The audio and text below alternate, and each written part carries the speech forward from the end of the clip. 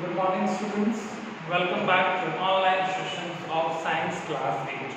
I hope you and your family will be safe in this pandemic situation. So I request you unnecessarily don't go outside your homes, avoid to go into the crowded places. Always wear a mask when you are going to the outside if it is necessary. And always be having your sanitizers, wash your hands within 20 seconds in the specific time of interval. So stay home and stay safe. Because if you have seen that there is so much fastly this type of COVID-19 can be spread out. So yeah, it is better to be staying home. If there is no necessary, then avoid to go outside your home.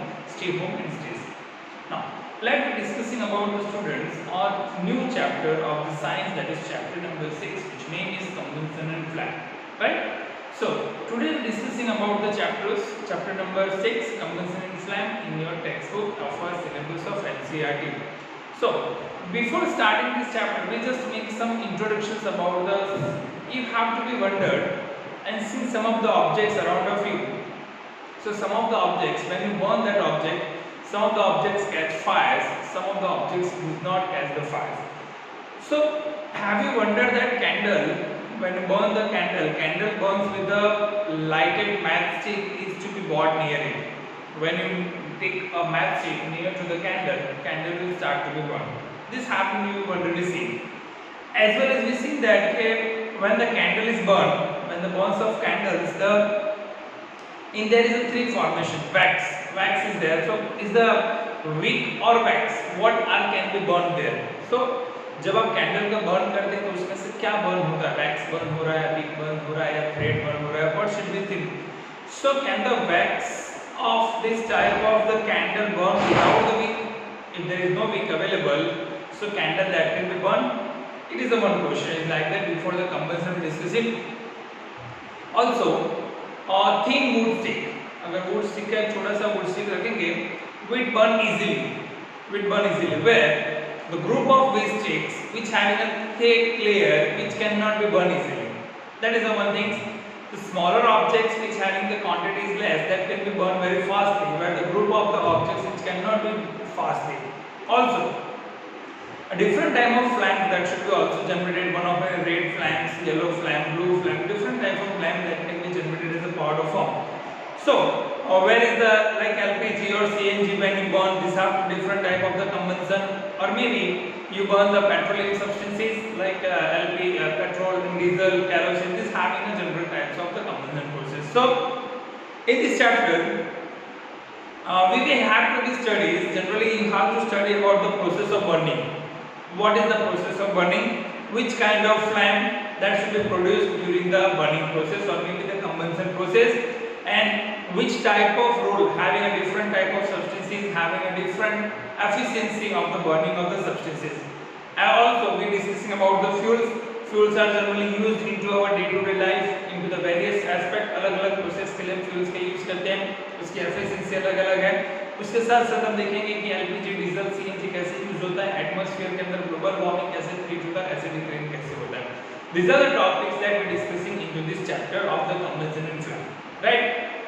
So today let me start the first topic about the combustion. What is called combustion? That is the first topic that we are discussing. So if you see that combustion is the process of burning of substance in the presence of oxygen. Combustion is what? Combustion is a process in burning of substances in the presence of oxygen. Oxygen के presence में किसी भी substance को अगर आप burn करते हैं तो उस प्रोसेस को आप कंबंशन प्रोसेस कहते हैं. So during the process of burning, when the process that will be started to be combustion, the heat are involved. Heat is generally part of the evolved. So ये जो heat evolve होता है तो वो formations क्या हो जाता है, combustion होता है. For example charcoal. For example लेते हैं charcoal जो है, चारकोल को अगर आप एयर के प्रेजेंस में बर्न कर दें, charcoal means what, is a part of carbon. तो चारकोल को अगर आप ऑक्सीजन के प्रेजेंस में बर्न करते हैं तो वो कार्बन डाइऑक्साइड और हीट को रिलीज करता है. मींस कार्बन प्लस ऑक्सीजन वो आपका क्या हो जाएगा, रिएक्टेंट हो जाएगा. Carbon plus oxygen C+O2 that gives CO2 plus heat. ये जो प्रोसेस होता है इस प्रोसेस को आप कंबंशन प्रोसेस कहते हैं, जिसमें कार्बन डाइऑक्साइड और हीट मिलता है. सिमिलरली अगर आप दूसरा उसका एग्जांपल जैसे मीथेन है, methane is one of the chief component of a natural gas. जो आप पेट्रोलियम प्रोडक्ट्स को अर्थ के अंदर से ट्रीट करते हैं और उसमें से अलग अलग कंपोनेंट जो मिलते हैं उसमें मीथेन जो है वो सबसे चीफ कंपोनेंट होता है नेचुरल गैस का। सो सिमिलरली नेचुरल गैस, इसको आप मीथेन भी कह सकते हैं, when it Burns in the presence of oxygen it generally release the carbon dioxide, water and heat. जैसे आपके पास एग्जांपल है CH4, CH4 is a part of methane, CH4 + 2O2, अगर इन दोनों का रिएक्शन करेंगे तो right hand side as a product आपको क्या मिलेगा, वो मिलेगा आपको carbon dioxide, water plus heat. तो ये सारे जो प्रोसेसेस होते हैं वो कंबंशन के प्रोसेस है। अर्लियर इन स्टैंडर्ड 7 आप पढ़ के आए होंगे मैग्नीशियम के बारे में कि जैसे मैग्नीशियम रिबन को बर्न करते हैं in the presence of oxygen तो वो ऑक्साइड के फॉर्म में कन्वर्ट होता है। हाल में हम मेटल्स और नॉन मेटल्स चार चैप्टर्स में डिस्कशन कर रहे थे, in which we discussing about कि any metal or non-metallic substance when that react with the oxygen always will create it oxide form. So similarly, when the magnesium ribbon that burns in the presence of oxygen, that always will provide the magnesium oxide, and that should be flame. Once the flame is generated, the white flame. So when magnesium burn into the presence of air, that white light in the form of white glow, that is called magnesium oxide, that can be produced. ठीक है? तो ये सारे जो reactions होते हैं, all this reaction जिसमें methane आ गया, कार्बन आ गया, या फिर अभी हमने डिस्कशन किया जिसमें मैग्नीशियम है, ये सारे रिएक्शंस जो होते हैं, all the substances that should be undergoes as a part of the process in which oxygen that can be implemented, तो सारे सब्सटेंसेस को आप क्या कहेंगे, कंबस्टिबल सब्सटेंसेस। तो जो सब्सटेंसेस कंबशन प्रोसेस में इन्वॉल्व होता है, the substance which are generally involved undergoes the process of chemical substances, this type of substances are called combustible substances, or you can also say it like fuels, right? तो ऐसे जो substances होंगे आप उसको combustible substances या तो fuels आप उसको कह सकते हैं, जैसे एग्जांपल में चारकोल आ गया, नेचुरल गैस आ गया, etc. These are the substances are also called as a fuel. The fuel that should be in a form of solid, it may be liquid or it may be gaseous form, तीनों form के अंदर वो हो सकता है। So a substance which burns as above the ignition temperature, generally क्या होता है, कोई भी सब्सटेंस जो होता है एक नॉर्मल टेम्परेचर पे वो बर्न होना स्टार्ट होता है। So substance burns above the ignition temperature or kindly temperature, इसको आप क्या कहेंगे, that's the formation of the temperature. तो any substance generally require a specific temperature in which it can be start to be burned. So normal temperature in which the substance start to be burned, उसको आप ignition temperature कहते हैं। कि जो normal temperature है जहाँ पे जो सब्सटेंस बर्न होना स्टार्ट होता है उसको आप इग्निशन टेम्परेचर कहते हैं। So ignition temperature is what is the temperature it above the substance that start to be burning. एक स्पेसिफिक टेम्परेचर पे अगर ऑब्जेक्ट्स बर्न होना स्टार्ट होता है तो आप उसको इग्निशन टेम्परेचर कह सकते हैं। एवरी सब्सटेंस जो फ्यूल के फॉर्म में है या कंबस्टेबल सब्सटेंसेस है, every substance have a specific defined temperature in which they have to start to be burn, वो एक स्पेसिफिक फॉर्मेशन में स्टार्ट होना बर्न होते हैं।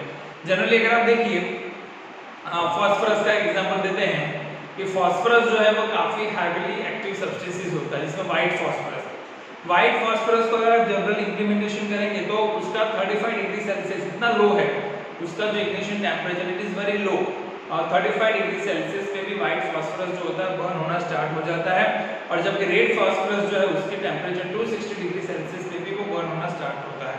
सो this generally giving a very large difference. तो each and every substance have a different type of their formations of the ignition temperature in which they have to start to be burned.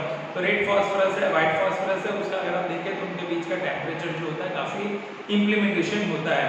सो इसको आप क्या कर सकते हैं, white phosphorus को आप ordinary bottle के अंदर नहीं रख सकते क्योंकि जनरली रूम टेम्परेचर पे बर्न होना फ्लैम के साथ स्टार्ट हो जाता है, तो इसको आपको सेपरेटली वाटर के अंदर या केरोसिन के जगह पे रखना पड़ेगा। So it should be protected.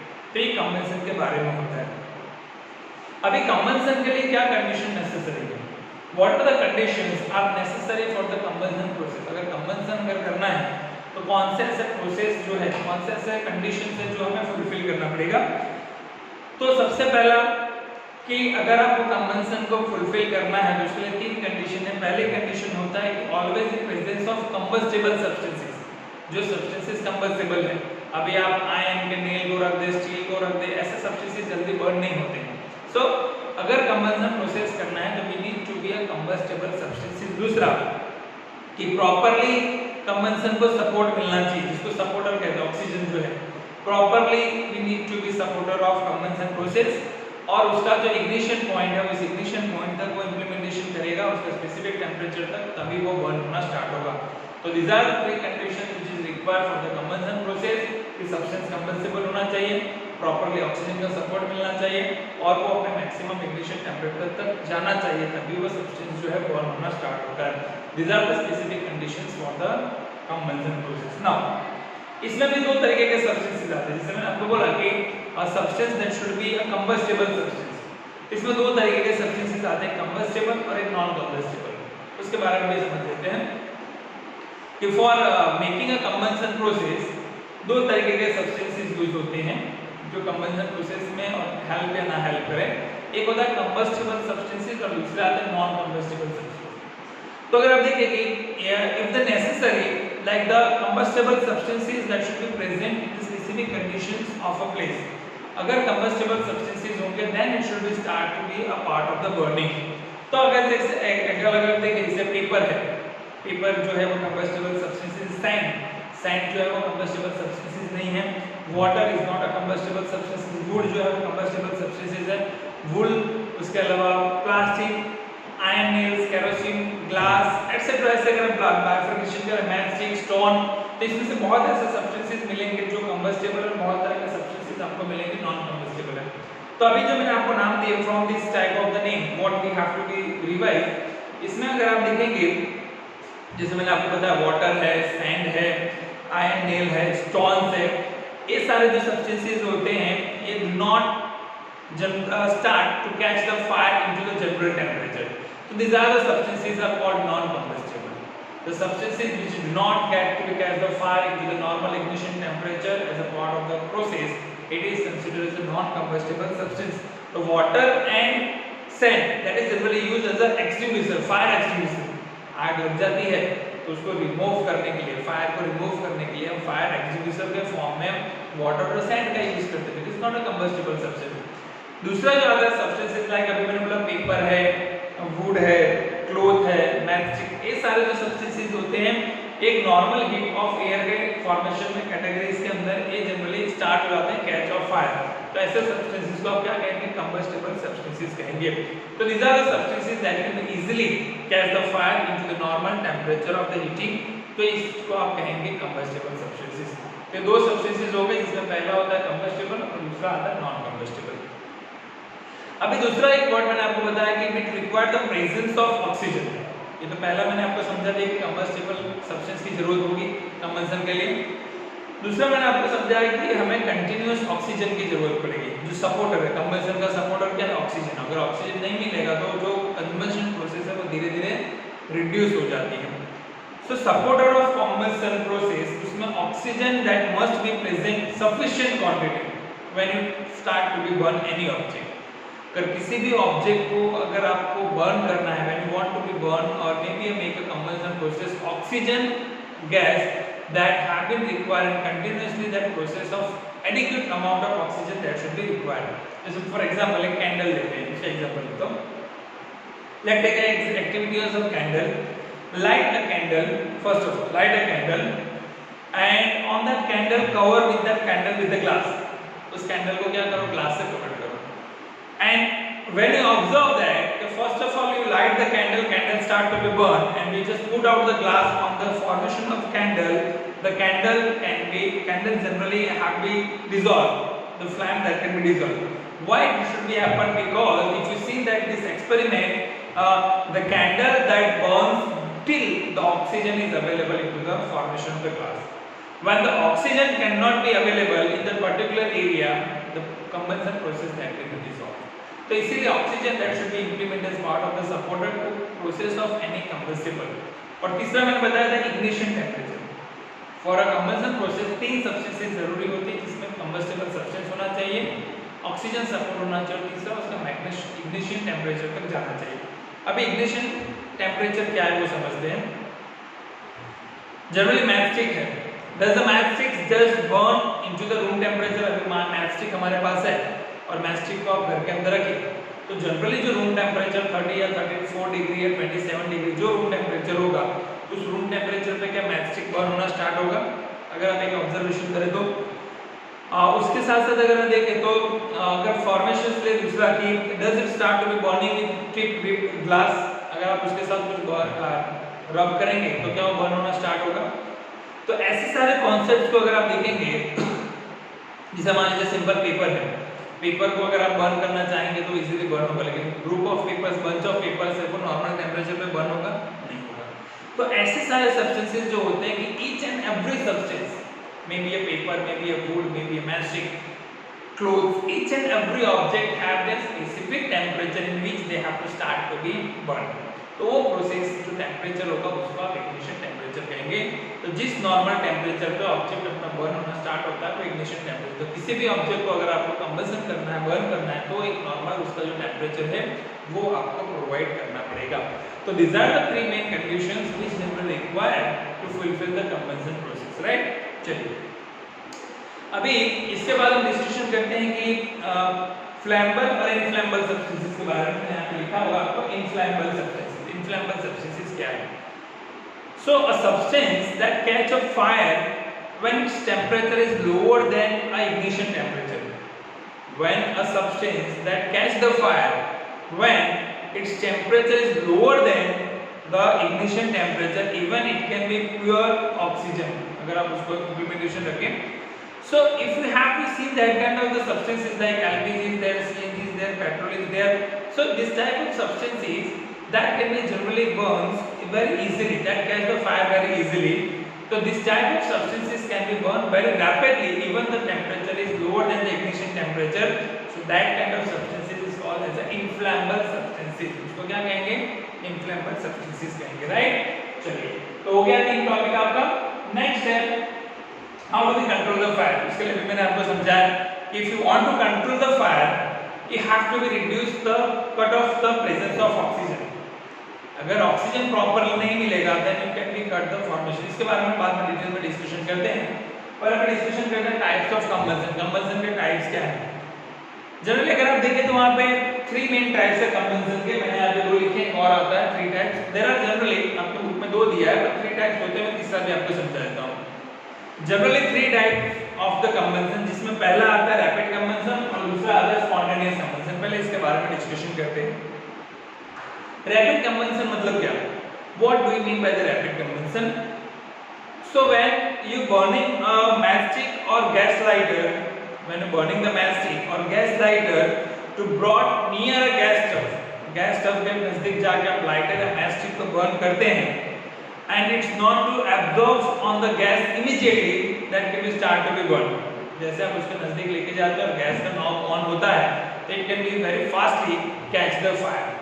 तो ऐसे जो सब्सटेंसेस होते हैं इवोल्यूशन, तो ऐसे सब्सटेंसेस जब फायर को कैच करते हैं तो वो हीट को रिलीज करते हैं। It generally release the heat and light, heat और लाइट को रिलीज करेंगे। गैस को आप जनरेट करोगे तो हीट भी रिलीज होगा और लाइट भी रिलीज होगा। So if a combustion reaction that take place at a high speed and a very large amount of heat and light that are produced, so that type of reaction is called as a rapid combustion। तो अगर आप किसी भी combustion reaction के अंदर आप process करते हैं तो वो काफी लॉन्ग अमाउंट में हीट और लाइट को जनरेट करता है, तो ऐसे उसको आप कहते हैं रैपिड कंबशन। सेकंड जो है उसको हम कहेंगे that is called spontaneous combustion. Spontaneous combustion क्या होता है? When a substance that suddenly burst into the flames, कोई भी सब्सटेंस है that suddenly burns into the flames without any kind of external formations of external heating or any apparent cause, without any kind of external heating or maybe appearance of light, it can be suddenly burns into the form of flame। तो ऐसे reactions को आप spontaneous reactions कहेंगे, right? तो ये जो reactions होते हैं उसको स्पॉन्टेनियस रिएक्शंस कहते हैं। जैसे फॉरेस्ट है, फॉरेस्ट के अंदर आप देखो तो फॉरेस्ट के अंदर जो ड्राई ग्रासेस होते हैं वो जल्दी फायर को कैच करते हैं। Generally catch the fire, fire catch करने के साथ साथ वो ट्रीज ये सबको कैच फायर होते हैं और एंटायर फॉरेस्ट के अंदर जो है कैच फायर हो जाता है। So this type of reaction without providing any kind of the external heat और the light, it can be suddenly that start to be catch the forms of fire. तो ऐसे रिएक्शन को spontaneous reaction कहेंगे।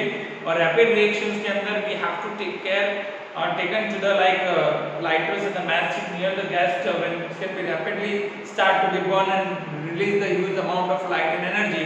So this type of reaction is called rapid reaction. दो हो गए, rapid और spontaneous. एक और आता है जिसको एक्सप्लोजन कहते हैं. Explosion is also part of the combustion process. ये आपके बुक में नहीं दिया, फिर मैं आपको समझाता हूँ. Like you must see like fireworks on the different occasions, different occasions there we have to see the fireworks, firecrackers that can be implemented, like different processes, birthday hai, marriage processes, anniversary, etc., different processes.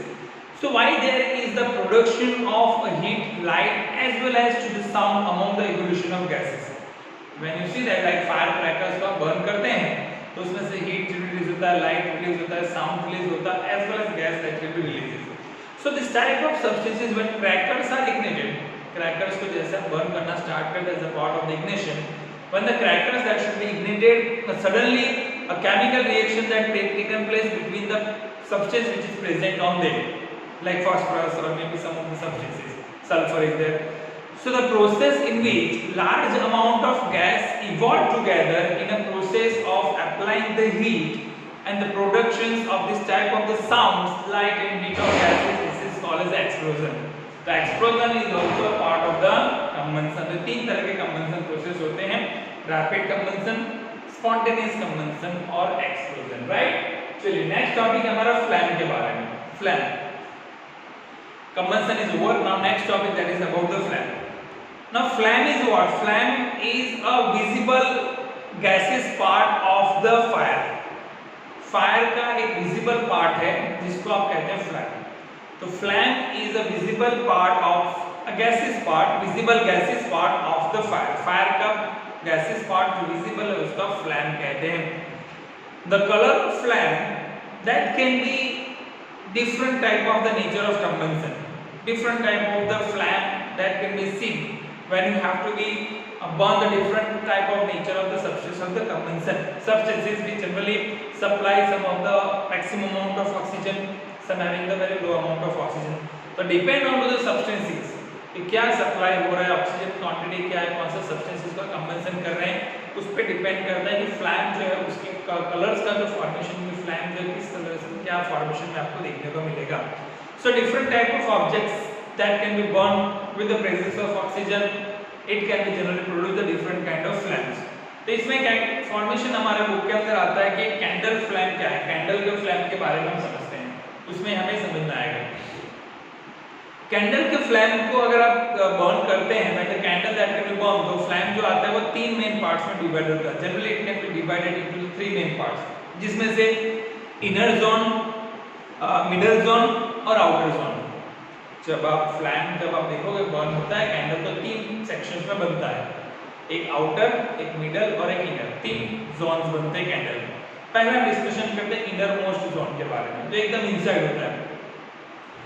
Generally the inner most zone of the candle, it is generally seen into the very black and dark zone of candle, very dark and black formation. जो candle का सबसे inner most zone होगा वो एकदम dark और black colour का formation दिखेगा आपको फ्लैम का, because there is no any combustion process that can be occurred into that area.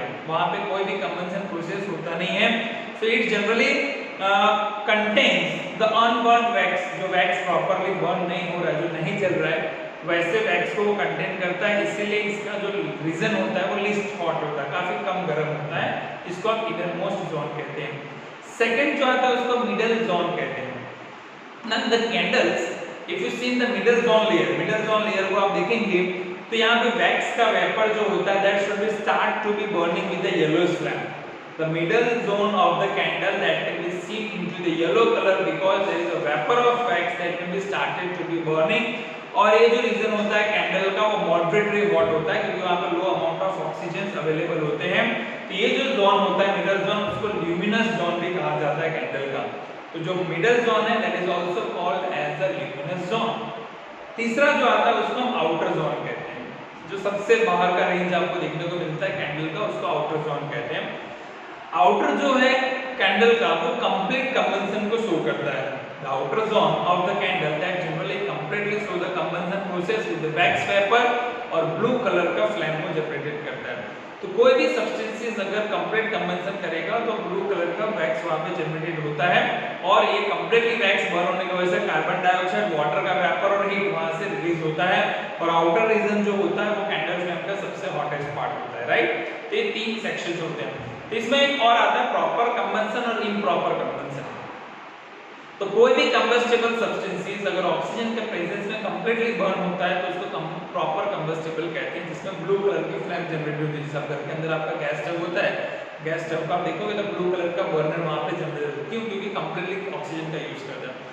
वही अगर आप स्टव जलाते हैं या फिर वुड को जलाते हैं तो आप देखिए तो वहां पे आपको येलो कलर की फ्लेम जनरेट होती है, क्योंकि वो इम्प्रॉपर कंबंशन होता है, क्योंकि प्रॉपरली ऑक्सीजन वहां पे नहीं मिलता है। तो ये दो तरीके के फॉर्मेशन होते हैं, प्रॉपर कंबंशन और इम्प्रॉपर कंबंशन। तो ये अभी हमने डिस्कशन किया वो फ्लेम के बारे में डिस्कशन किया है। नेक्स्ट टॉपिक है हमारा फ्यूल के बारे में। फ्यूल के अंदर देखिए फ्यूल जो है different type of fuels that should be used into our day to day life के अंदर। लाइट के लिए अलग तरीके का फ्यूल्स है, पेट्रोकेमिकल्स फ्यूल्स है, लाइट सोर्सेज है, फूड प्रिपरेशन के अलग तरीके के फ्यूल्स है। सो fuels are that kind of substances that are generally burn and produce the heat as well as the energy. The fuels are those kind of substances when you burn that substances it can be produce the heat and energy. Heat और energy को produce करते हैं. Like some of the fuels like wood, coal, charcoal, petrol, diesel, LPG, CNG, kerosene, ऐसे सारे substances जो होते हैं वो आपके फ्यूल में कंसिडर होते हैं। Like काउ डंग हिल्स भी वो जो है गोबर गैस प्लांट्स वो भी as a part of fuels के अंदर यूज किए जाते हैं।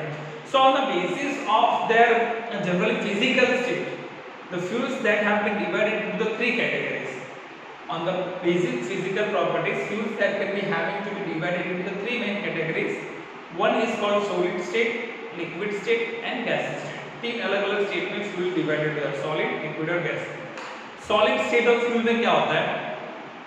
The solid state of fuels are those kind of fuels which generally exist in the form of solid and they are at a room temperature. तो एक normal room temperature के अंदर अगर वो ऑब्जेक्ट सॉलिड फॉर्म में है तो उसको आप सॉलिड फ्यूल कहोगे। जैसे वुड आता है, चारकोल आता है, कॉल आता है, कॉक आते हैं, काउडंग्स आते हैं, ये सारे जो है आपके क्या है, इसको आप सॉलिड स्टेट ऑफ फ्यूल कहोगे। दूसरा जो आता है उसको हम लिक्विड स्टेट ऑफ फ्यूल कहते हैं। The liquid state of fuel are those type of fuels which are liquid at a room temperature. Room temperature के अंदर वो liquid form के अंदर रहते हैं, जिसमें पेट्रोल है, डीजल है, केरोसिन है, ऐसे सारे सब्सटेंसेस जो होते हैं, बेंजीन है, ये सारे सब्सटेंसेस आपके लिक्विड फ्यूल्स में आते हैं। तीसरा जो है वो गैस स्टेट है। गैस स्टेट यानी कि जो रूम टेम्परेचर के अंदर जो फ्यूल गैस फॉर्म में रहेंगे उसको गैस स्टेट कहेंगे, जिसमें एलपीजी आता है, नेचुरल गैस आता है, सीएनजी आता है, बायोगैस आते हैं। ये सारे सब्सटेंसेस आपके किसमें आएंगे? आपके गैस स्टेट में आएंगे। तीन फॉर्मेशन होता है जिसको हम फ्यूल कहते हैं। अभी फ्यूल के अंदर भी कैलोरीफिक वैल्यूज होती हैं, अरे जिसको फ्यूल की एफिशिएंसी कहते हैं, जिसको हम कहते हैं calorific values of fuel. Generally क्या होता है कि ऑल द कंबस्टेबल सब्सटेंसेस, जितने भी कंबस्टेबल सब्सटेंसेस हैं, can not be used as a fuel. बहुत तरह के कंबस्टेबल सब्सटेंसेस, तो सारे कंबस्टेबल सब्सटेंसेस का फ्यूल में यूज कर सकते हैं। So all the combustible substances cannot be used as a part of fuels, and all the fuels that cannot be used as all applications, like petrol is not used into the like heavy motor vehicles like bus and trucks. So all this type of the fuels cannot be used into the all applications. Each and every fuel have a different application. So actually different fuels, different type of fuels that produce the different type of amount of heat and light energy. All the fuels have generally, when you have to burn, it generally produce a different kind of the heat and light energy. अलग-अलग तरीके के heat और light energy को produce करते हैं। तो ये जो productions होता है heat और light energy का, what is will decide all this type of products. Each and every fuels have their calorific value. हर एक fuel की अपनी calorific values होती है। So calorific values क्या होता है? The amount of heat and energy release. किसी भी fuel को अगर आप burn करते हैं, the amount of fuel and heat energy which can be released by the quantity of fuel on the complete combustion of oxygen is called as a calorific value. तो oxygen के presence में complete combustion होकर कितना वो fuel heat और light energy को generated करता है, वो generally that should be classified as a part of the calorific values. तो हाइड्रोजन जो है, hydrogen is that kind of substance of a part of the base fuel which having contain the highest calorific value. Hydrogen is that kind of the substances of the part of fuel which having the highest calorific value, और liquid जो hydrogen होता है which generally used into the safe spacecraft, जो space के अंदर जो हम hydrogen का यूज करते हैं उस स्पेसक्राफ्ट के अंदर हम हाइड्रोजन का यूज करते हैं। सो वो उसकी हम कैलोरीफिक वैल्यू या तो हम उसकी एफिशिएंसी के फॉर्म में कंसीडर कर सकते हैं। So the energy which is produced by the burning of fuels that can be converted into the usable forms।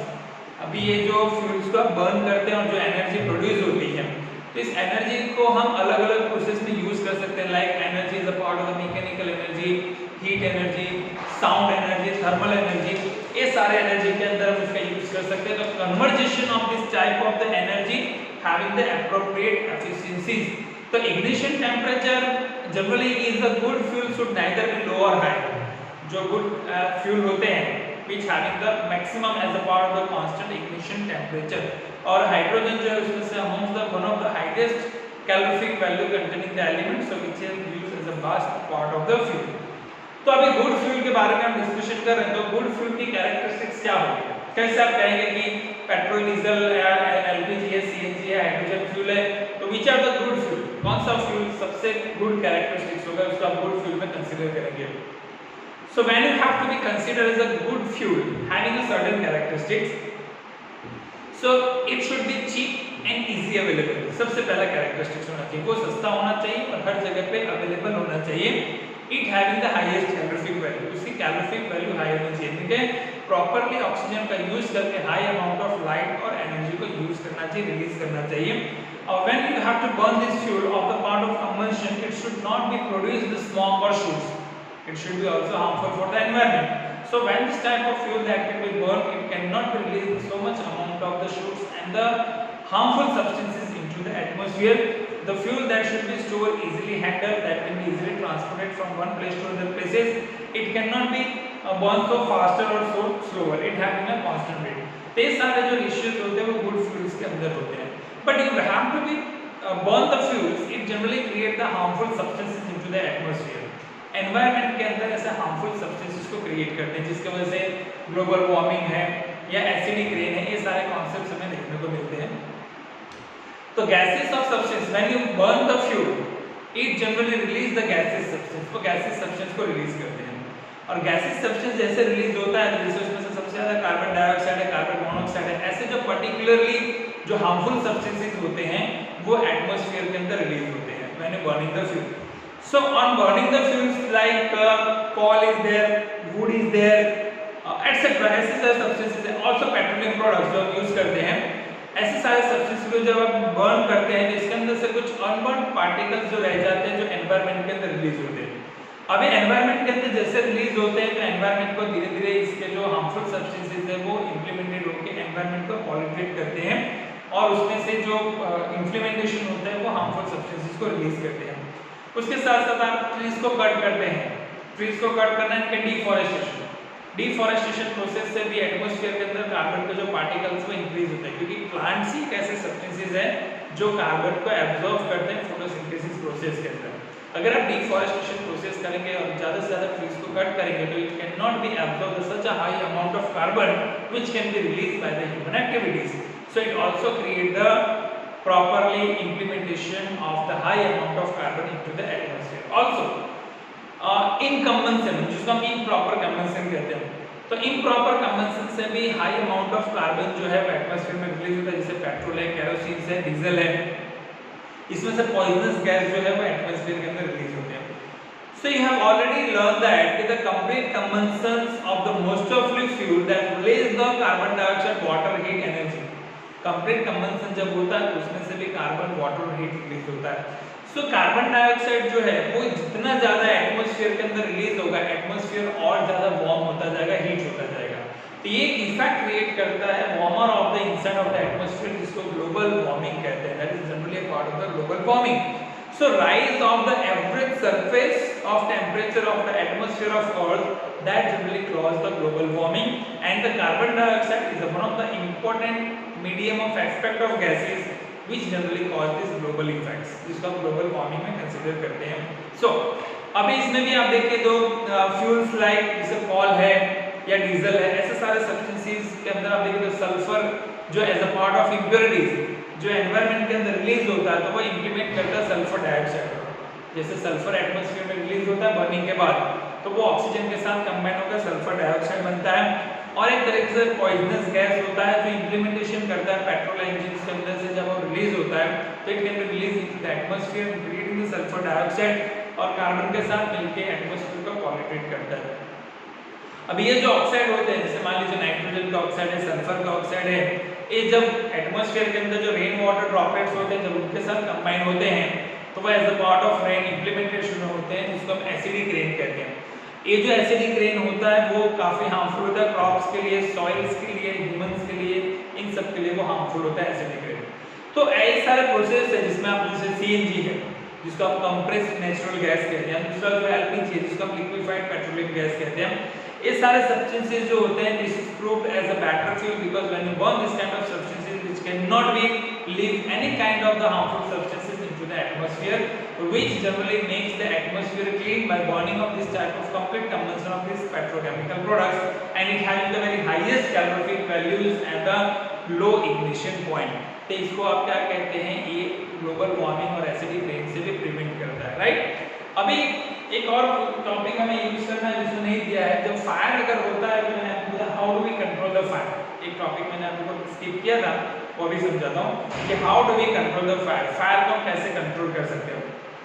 Generally we have already learned about the how the fire that can be caged और which are the substances which are responsible for the combustion, like presence of fuel is there, oxygen may be supported is there, the substance which happen to a specific their ignition point, then these are the conditions which can be fulfilled, then start to be fire. So if we have to be reduce the fire, you have to use the fire extinguisher. Fire extinguisher का आपको use करना होगा। Fire extinguishers क्या होता है कि remove all this type of combustible substances from the side of the fire.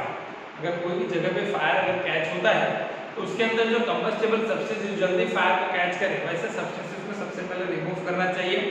उसके साथ साथ जो कंटिन्यूअसली सपोर्ट जो है, जो ऑक्सीजन मिल रहा है, ऑक्सीजन सपोर्ट को आपको रिड्यूस करना चाहिए।